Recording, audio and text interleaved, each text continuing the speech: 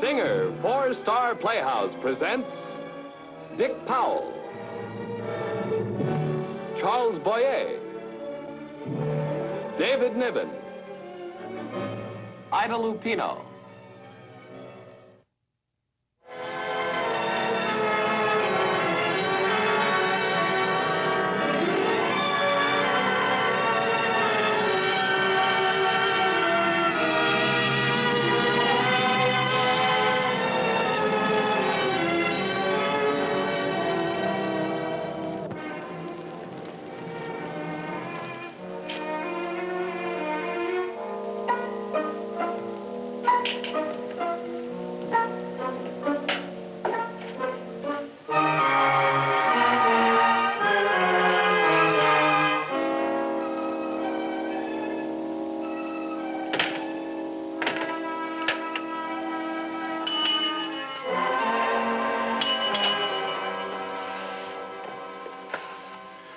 I'd like a room for the night, please. I'll be checking out tomorrow. Don't let this bother you. It's a typewriter, not a time bomb. I know. Sign here, please. You're David Sheridan, aren't you? Yes. I've watched your program. I've always enjoyed it. Thank you. Can't imagine what you're doing here in Haydenville. Oh, you can't? Is there a telephone in my room? No, just the one here. Well, may I?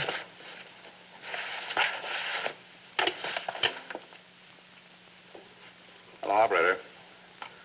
I'd like to make a long-distance phone call, please. Thank you. I want to talk with Mr. Ed Logan in Chicago. You can reach him at the United Broadcasting System. That's right, Logan. Ed Logan. And please reverse the charges.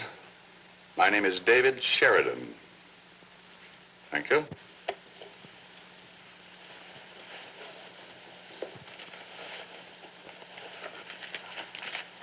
No, thank you. Is the story really this important, Mr. Sheridan?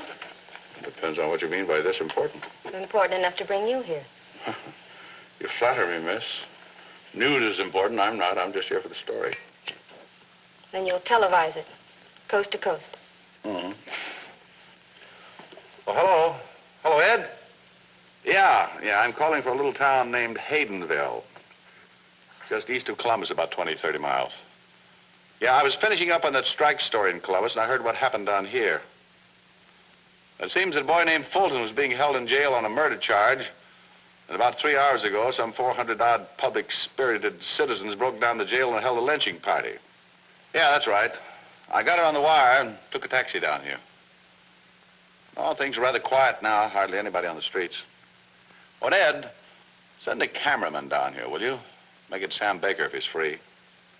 Yeah, I'll spend tonight here, and tomorrow morning, if Sam can get some pictures, I'll use the story as a feature on tomorrow night's program. Yeah, I want to take what happened in this pigsty and make the whole country conscious of it. What's the name of this hotel? Baxter. I'm staying at the Baxter Hotel, Ed.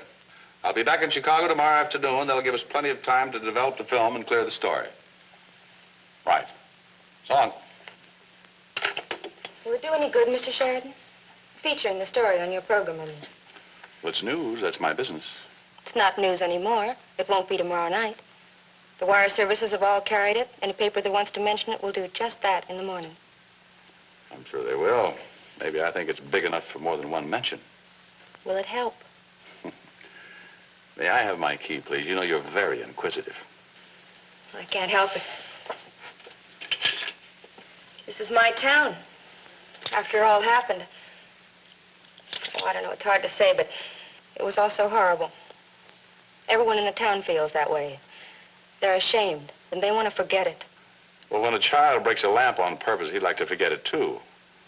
Especially when his father lays him over his knee. Was that why you're here? To spank the town, Mr. Sheridan? I came for a feature story, miss. Not an argument.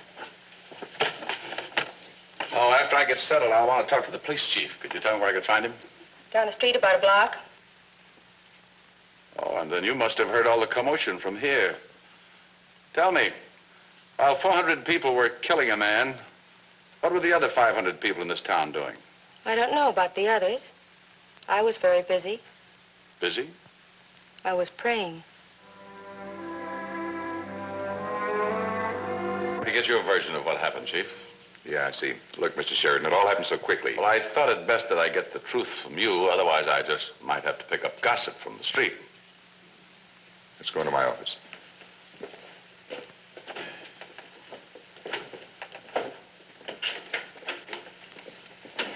Like I was saying, there was a man here from the Columbus Wire Service a short while ago. He got the cold facts. Well, Chief, I think I'd like more than the cold facts. I'd like all the facts. All right, here they are. The boy's name was Fulton, Richard Fulton. Around noon today, he broke into old Mrs. Winslow's home. Figured she was out. Mrs. Winslow was a sweet woman. The whole town loved her. When she discovered Fulton looting her house, she screamed. He beat her with a poker. Are you sure of that? He was caught leaving the house. And he confessed when we brought him in here. That's his signature below his words. Go on, please. Well, like I say, everybody loved old Mrs. Winslow. That Fulton was a no-good kid. Word got around what he'd done to Miss Winslow. The whole town seemed to go nuts. People started gathering in bunches to talk it over. And then talk started getting wild. And you didn't send for reinforcements? No. I didn't figure they'd really do anything. I figured it was just talk. Well, I know most of the folks in that mob, Mr. Sheridan. I didn't think. I still can't believe it. No. Tell me, did Fulton have any family? Yeah, father. Pretty old man. He's in the lockup now. We figured it'd be safer for him there than at home alone. Like to talk to him, if I may. Afraid you'll have to wait till morning. He was so upset we had the doc give him a sedative. Ah. In that case, I'll go question some of the townspeople. Afraid you won't find many. This is a small town, Mr. Sheridan. Folks around here go to bed early. Do they dream? These folks around here, Chief, do they dream? What do you mean? Oh, nothing much. I just hate to count all the nightmares tonight. Good night. Thank you.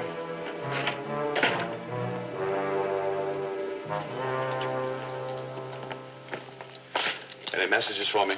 Yes, there was a message from Chicago. They said to tell you that a Mr. Sam Baker would be able to be here by morning. Thank you. Oh, by the way, is there any place open around here where I might get something to eat? No, most places here close early. I could fix you a sandwich and a cup of coffee, though. I'll bring it up to your room for you. Thank you. Appreciate it.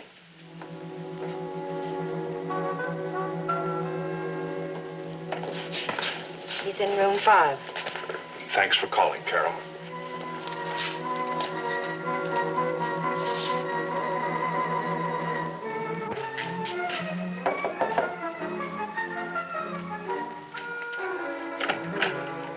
Yes? Mr. Sheridan? That's right. My name's Fielding, Bruce Fielding. May I come in, please? Please do. Thank you. Won't you sit down? Oh, thanks again. I've come to talk to you about your program, your television program. Oh, yes, I imagine you did. Mr. Sheridan, I'm acting mayor of Haydenville. The regular mayor's quite ill, so I'm more or less in charge. Miss Baxter told me that I might find you here. Oh, I see. She also told me that you intend to feature what happened here tonight on your television program. And I've come to ask you to please reconsider. Oh. Mr. Sheridan, what happened here tonight is deplorable. There's no question about that. But a small town like this goes on year after year in a very inconspicuous way. It never gets any publicity. Most people don't even know where it's located. Then suddenly it's to be publicized for this, well, this accident. Now, that can do a great deal of harm. Some people might even move out of town. And a few industries that we hope might come here will probably change their minds. In other words, it's a shame that Richard Fulton was hanged. It's bad publicity. Mr. Sheridan, please don't misunderstand me. I'm sorry for what happened tonight. I think we all are. But you're right. Just now, I am concerned mostly with the publicity. I don't see what good running the story on your program can possibly do for Richard Fulton. And it can hurt Haydenville's future. That's my concern. Oh, okay. Well, I'm sorry, Mr. Fielding, is it? Yes? No. Mr. Fielding, I can understand your position, but I think probably you should try and understand mine. My business is news. And a good definition of news is anything that happens that's out of the ordinary. Now, I'd hate to think that lynching is ordinary in this country. I see. Well, I still hope that you'll reconsider. Now, I'm not just a small-town politician. I know my way around pretty well. We're not a rich town, but we do have enough money for certain necessities. Now, I brought a good deal of cash with me. No one need know anything about this. If you'll just name the amount... Get out of here. Well, I thought... Out. Maybe I made a mistake. You did. Well, no offense, Mr. Sheridan.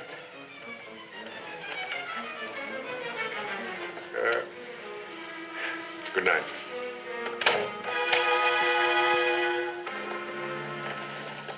Brought your sandwich and coffee. Put it on the table, please. And do me a favor, will you? Don't send any more visitors to see me. I was only trying to help. Help who? You, Mr. Sheridan. You've come here to lambaste a town you don't even know. You've said it's a pigsty full of stupid people, and you're here to play judge and punish our sins. You read too many books. I told you it's a story, that's all. I understand how you feel about a man's right to a fair trial having been denied. But a mob doesn't think about rights.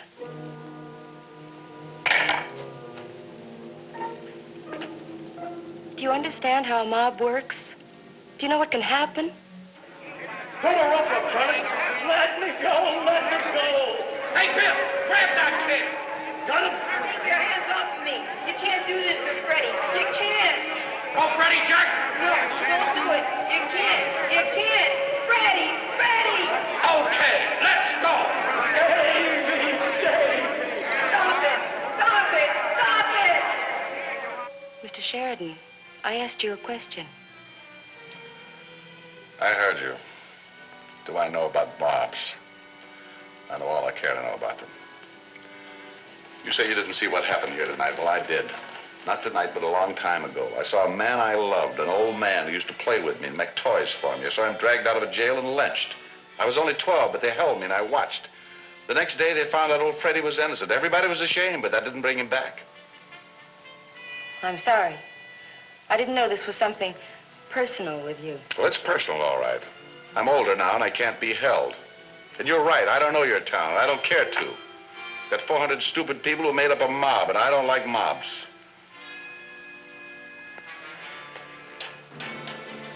Shall I wake you in the morning? Don't worry, I won't oversleep. No, I don't imagine you will.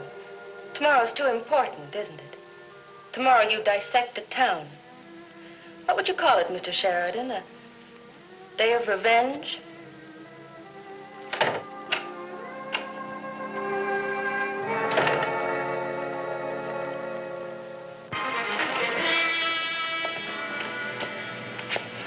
Well, there it is, Sam.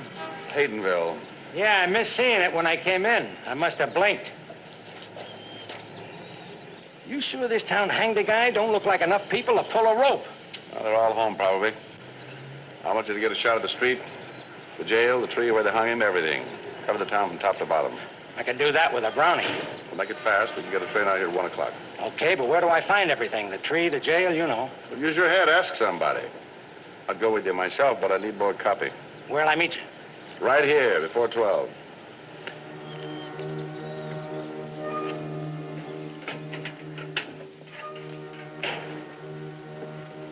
This man wants to see you, Mr. Fulton. Mr. Fulton, I'm a reporter. What is it you want? Well, I realize it may be difficult for you, but I would like to hear your version of what happened. There's only one version of what happened. Sickness. A great sickness. My son was sick. Many said he was a bad boy, a no good boy. My son was a sick boy. And when his sickness made him kill an old woman, others grew sick. And their sickness killed my boy. Did you happen? I saw them drag Richard out of the cell. I heard them yelling and screaming, but God was good. He allowed me to be struck unconscious then. I see. No one can see. When Richard was a little boy, he fell in the creek, and he called out to me, "Daddy, Daddy." I went and pulled him out. And then he grew up. And I was no longer Daddy, but Pop. Last night he saw my face in that sea of angry people. I couldn't get to him, but I heard him calling to me. Daddy. Daddy. Thank you, Mr. Fulton. Thank you. Daddy. I hope you got everything you wanted, Mr. Sheridan. I did, thank you. Good. Your public's probably very interested in your opinion of what happened. Oh, I think you'll be more interested in the kind of people that hang a man. Tell me, what time's this program of yours go on the air? Shortly after 7, I do a segment of the news roundup. I'll be watching. Well, I hope you will be. In fact, I hope your whole town will be watching.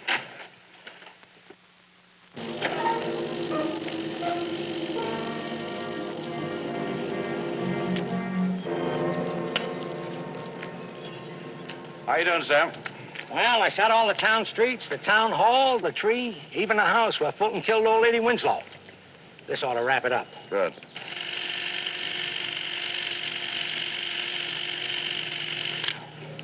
Got it. Well, 11 o'clock. We'll get that 1 o'clock train easily. Swell. I'm anxious to get back. I left a cute little blonde in the bar last night. You think she'll still be there? Yeah, she's not very bright. I told her I had to go out and buy a postage stamp. Now I'll tell her it got stuck to my tongue and took a long time to get loose. Mr. Sheridan, there's a message for you. You're to call Chicago, operator 23. Oh, thank you. Sam, take the machinery, will you?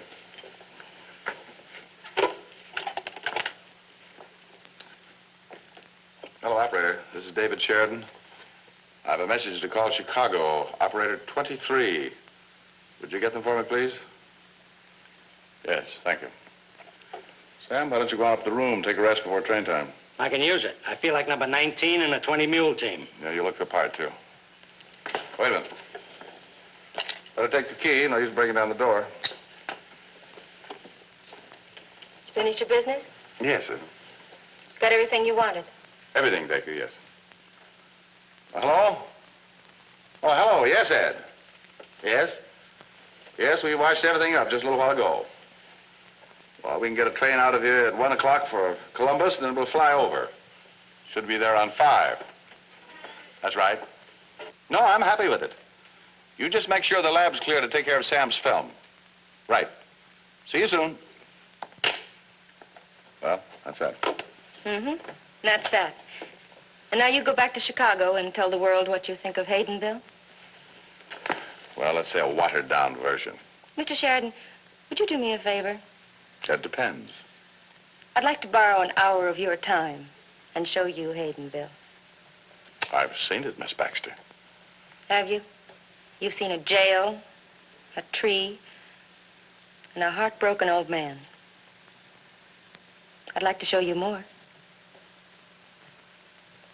Please? Well, as long as we can be back within the hour. It'll take less than an hour, or it'll take forever.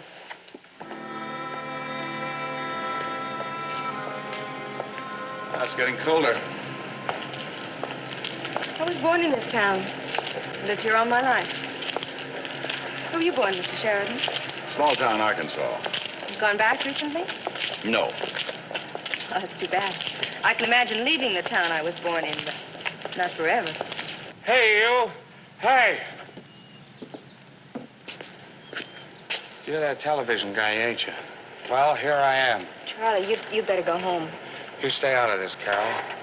This guy came here to find out what happened last night, didn't he? Well, let him get a good story. You want a good story, don't you? That's right. Okay, then I was there. I helped. I helped swing old Mrs. Winslow's killer to a tree, so there. Go on, tell the world. Tell him Charlie Barnes tied the knot. I don't care. I ain't sorry, you see. Didn't mean a thing to me. You always drink your breakfast? Look, so I had a few drinks. So what? So I got a cold, that's all. I just want to make one thing clear. I ain't sorry, you understand? Fulton had it coming to him. Mrs. Winslow was the sweetest old lady in this town, and he beat her brains out. He had it coming, and I ain't sorry. You got that straight? I ain't sorry. You go on home now, Charlie. I just ain't sorry. I just ain't sorry.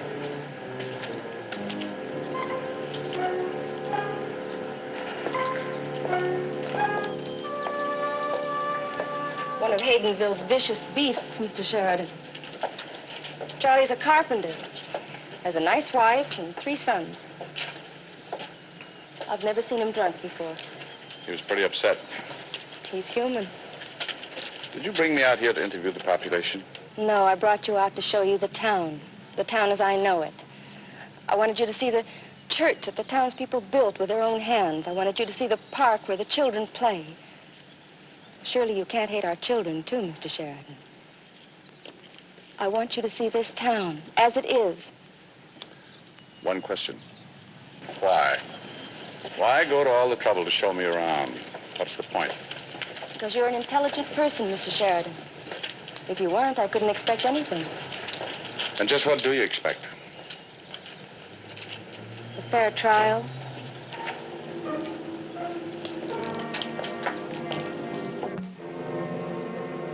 Stand by, Mr. Sheridan. And that takes care of the international situation. Now we switch you to Chicago for today's feature story and David Sheridan. Good evening. In your newspapers today, there appeared a story told of an incident which took place in a small town in Ohio.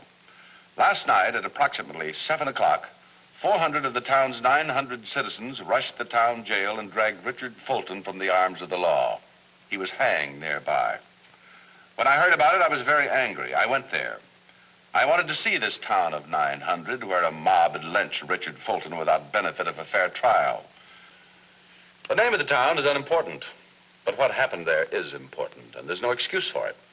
When I returned to Chicago late this afternoon, I called 2 psychologists and asked them about mob violence. This is what they told me. Anyone is vulnerable to mob hysteria. An average man is 3 times as likely to accept suggestions in a mob as he is when alone, no matter how wild or unreasonable that suggestion may be.